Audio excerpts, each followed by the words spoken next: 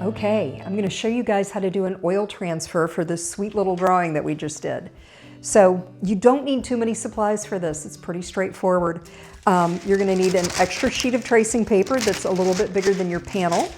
I like to do this with burnt umber. This is Winsor & Newton burnt umber. You could experiment with different colors. This has always worked well for me. I have no issues with it. It's a fast dryer.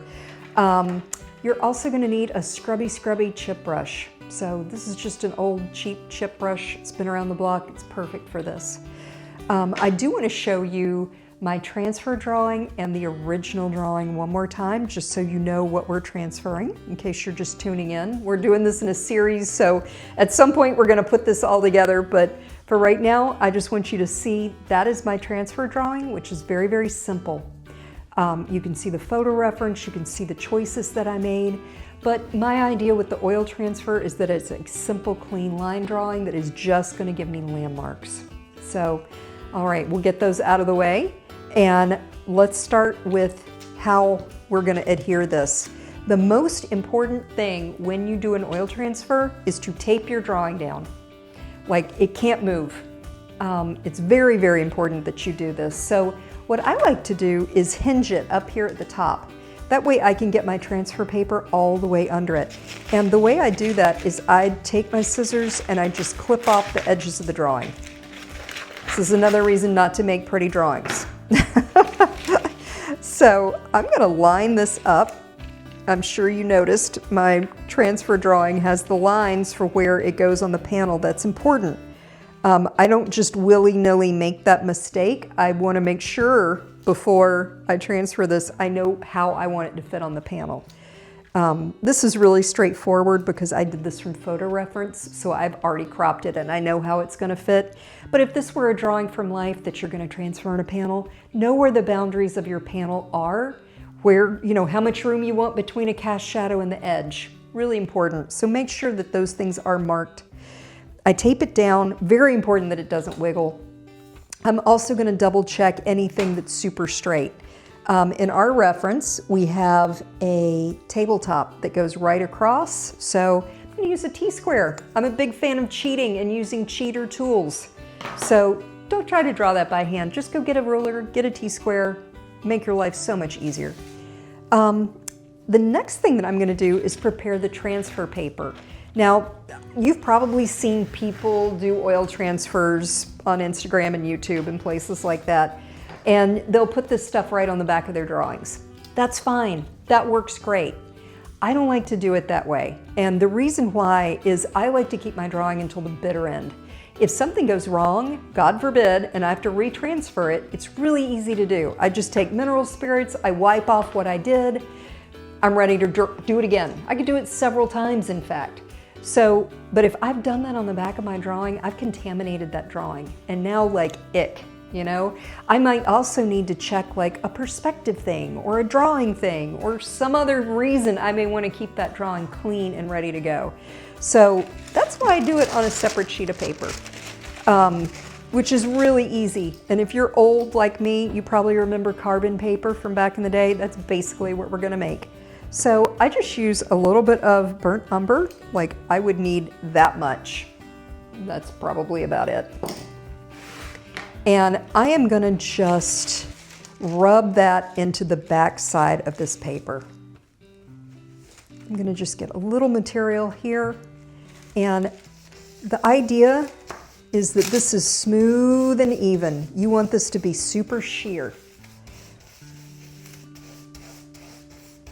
And I can really spread that out, rub that into the paper.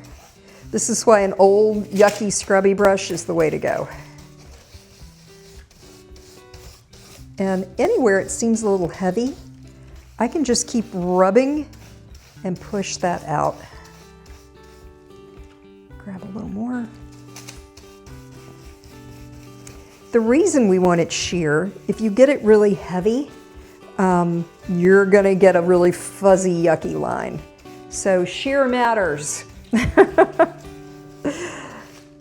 And you can see I've loaded my brush twice and I've already gotten this laying down pretty good.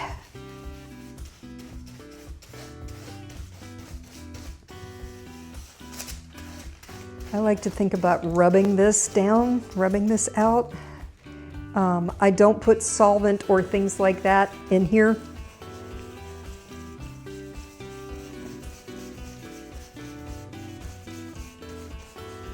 You can use a little bit of pressure just to kind of get this to move, but you can see it doesn't take much paint.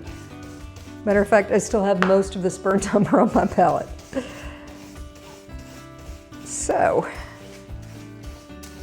we want it nice and sheer. And get this last little corner.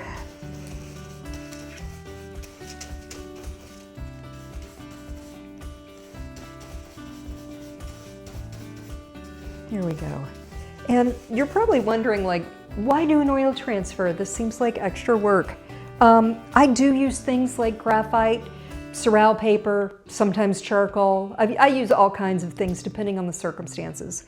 But when I'm doing trying to get my drawing onto panel, this is my favorite way to do it, because once this line dries, it doesn't go anywhere. It doesn't budge.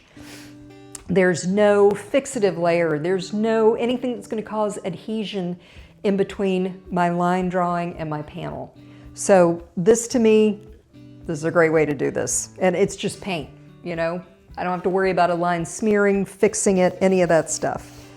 So now I've got a nice piece of paper here. And if I show you this, and you can see my hand through it, see how nice and sheer that is? Looks really good. And let's say I got too much on there. You know, maybe I got a little wild and I got like way too much burnt umber, and I know I'm fixing to have a big mess. You can just fold over a little paper towel like this and rub it gently, pull it off where it's uneven or if it's too heavy. I feel like this is probably pretty good. So the next thing that I'm gonna do is I'm gonna just trim the top. Now, with this reference, it doesn't matter so much because there's nothing near the top. But let's say my drawing was really near the top of the panel. I want to make sure that I can get this all the way underneath. So I will clip that off. Then I want to go back, got my panel here, and I'm just going to slide this in between my drawing and the panel, wet side down, business side down. Because what I'm going to do is just retrace my drawing, and it's going to be a pressure transfer. I'm going to be able to see where I went because the line's going to be a little thicker and a little heavier. If you want to try something like a red ballpoint pen or a marker or anything like that, experiment with it, try it out. I like just a silly little pencil. This works great, and it's real low key. So I'm going to just slide that underneath, and you can see that's where that is. And the other thing that I'm going to do, I like to elevate my hand. It is a pressure transfer, which means any sort of pressure on the surface is going to make a mark. If your hand is rubbing on it like this, you can actually make a big smudgy, messy mark. This is a maul stick, which is just a stick with a ball on the end. This is something that I use all the time during painting. I'm not going to get into this right now, but any sort of thing that keeps your hand from rubbing all over your drawing is good. You could use a yardstick, a dowel, kind of whatever you have around. And I am going to just come back now and retrace this drawing very simply. I'm not going to use a lot of pressure, just firm and even. I'm going to go all the way around. The only trick to this, really important, do not untape your drawing until you have lifted it up and you have double checked that you have everything. So let me just draw this leaf and I'll show you guys what this looks like. So that's our big leaf there. And it's fine to move this. You can move this paper around wherever you need it. But I can lift and you can see that line right there. So that's good. This looks great. I think my paper is nice and dry and ready to go. I'm going to just go ahead and draw this out, and then I will show you a picture of what the transferred line looks like. And again, I do have a disclaimer.